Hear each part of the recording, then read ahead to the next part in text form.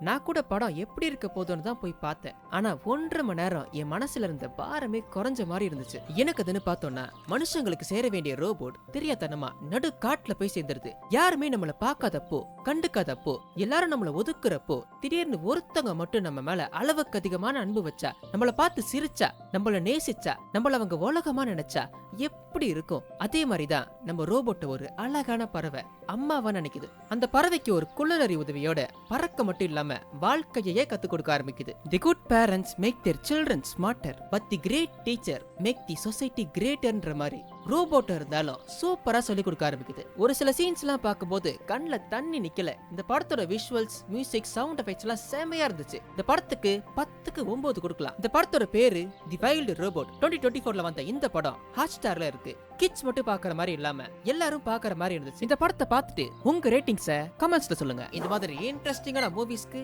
நம்ம சேனல்ல இருக்க சப்ஸ்கிரைப் பட்டனை தட்டி விடுங்க.